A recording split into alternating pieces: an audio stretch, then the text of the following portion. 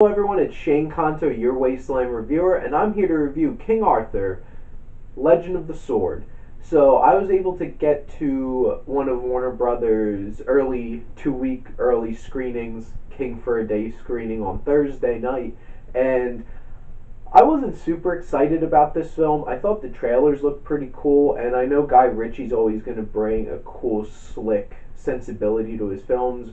I really enjoy Lock, Stock, and Two Smoking Barrels and Snatch, and I really do enjoy his Sherlock Holmes films, and I pretty enjoyed The Man from Uncle, and I wanted to see what he did with this film, and honestly, I rather enjoyed this film quite a bit, and it kind of exceeded my expectations. A lot of this review is going to be talking about Guy Ritchie since he was part of the writing and directing this, and when he directs something, it's his project through and through. One of the big things is his slick, stylish approach to filmmaking really brought a unique spin to this character and this legend, because the tales of King Arthur have been told for a very, very, very long time, and I thought there was a cool, interesting take on it that felt very different. And I'm going to talk about the positives and negatives of his style of quick edits and cutting back and forth, back and forth. When it came to actually creating storytelling within scenes, I thought it was really, really well done and really smooth and really cool. I'm going to use cool a lot because it's hard not to describe a Guy Ritchie movie without thinking of it being cool. And how that created dialogue and snapping back and forth between characters was awesome. Now, this film relied heavily on CGI for a lot of scenes, and the CGI wasn't great. And I think they used the quick edits of the action to hide that, because it was less noticeable when you're quickly editing through and through and through and through, but then you couldn't tell what the hell was going on. So I was a little disappointed by the action in this film, but luckily a lot of other things kept me invested in the film. And what I do appreciate about this film, it has a very consistent, attitude driven tone to it. This film is full of attitude, and a lot of characters have a lot of attitude, and I thought that was very fitting. And cohesively throughout the whole film, you get that tone, and you want a consistent tone in a film, and I appreciated that. And the overall story and how it was put together was a bit clunky, and there's parts of it where I was having a little trouble following at certain parts, and I'll get a little bit more into that when I start talking about the story and the writing. But the cinematography from John Matheson, big thumbs up for me, because there is actual framing shots in this film that I'm like, wow, that was really awesome. That was really cool. And those are very memorable. There's a lot of memorable shots in this film, and there's one sequence in particular. They show a little bit of in the trailer where Jude Law, the evil king in this film, is like flaunting himself in front of his people. That whole sequence was so well shot and really cool with the long tracking shots and cutting back and forth.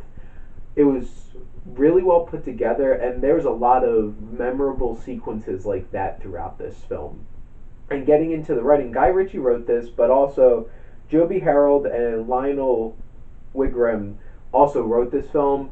You can tell Guy Ritchie was very hands-on in writing this film, because one of the best parts of this was the slick, funny dialogue that was throughout this film, and that really, really worked for me. Honestly, it really felt like King Arthur had a bit of Jason Statham in him from those early Guy Ritchie films, and it felt really, really natural to this character and to the world that they built in this film, so I really appreciated that. And like I mentioned before, there's a lot of funny and very memorable sequences throughout this film, which I was shocked because I thought it was going to be another just big budget, generic kind of action film, but there were things that really stood out to me that I'm going to remember for a while. I'm like, thumbs up to you, Guy Ritchie, for putting this all together. And like I said earlier, there was some clunky story parts, and there's a lot of heavy exposition. There's sequences where it was a bit jarring going from certain places to certain places.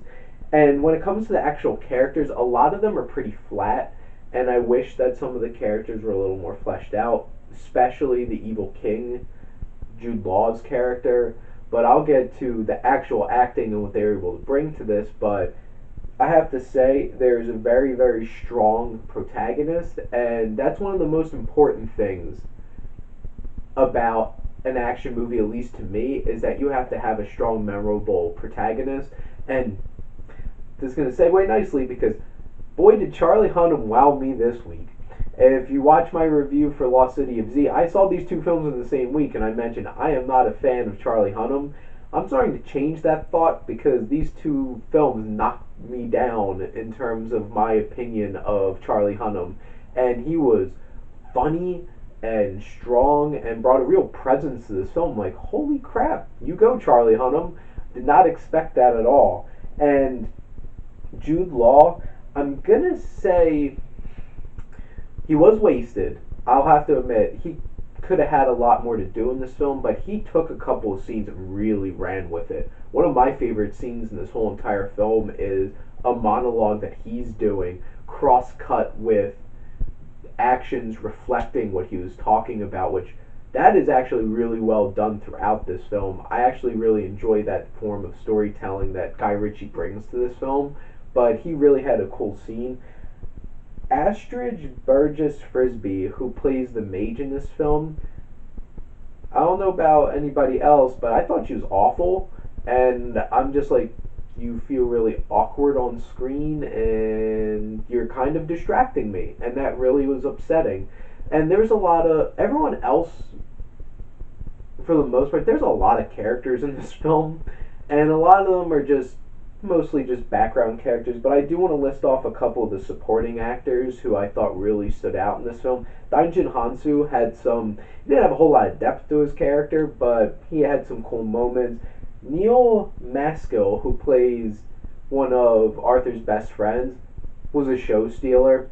I really enjoyed him quite a bit in this film. And Aidan Gillen, Mr. Littlefinger himself from Game of Thrones, I thought he was a cool character to pop up throughout the film, and he had some interesting beats about him. And speaking of Game of Thrones, Roose Bolton, one of the most boring characters in Game of Thrones, Michael Eccleston, I actually really liked in this film. He had this one particular scene that he shared with Charlie Hunnam, Neil Maskell, and I'm sorry I don't remember the actor's name who played his other friend, but their back and forth was one of the best scenes in this whole entire movie and had me laughing a lot. And all of them had some real standout moments in this film.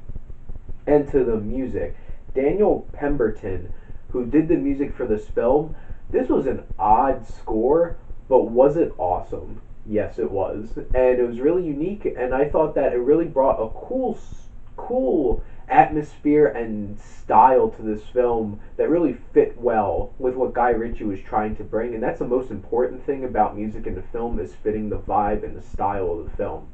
So I was actually really impressed. I want to keep listening to that music, so I started putting it on my Amazon Music account.